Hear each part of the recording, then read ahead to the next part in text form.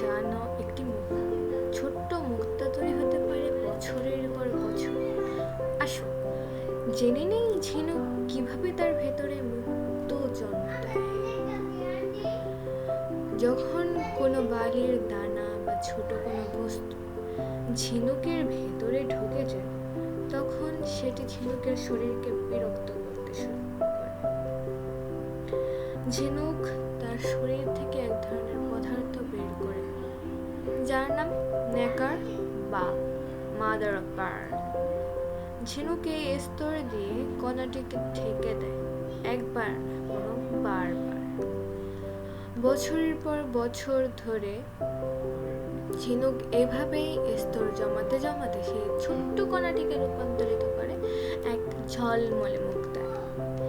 মুক্ত আমাদের কাছে শুধু অলংকার, প্রকৃতির এক আশ্চর্য সৃষ্টি। তাই পরের বার মুক্ত দেখলে মনে রেখো, এটি এক ঝিনুকের ধৈর্য আর সময়ের শিল্পকর্ম।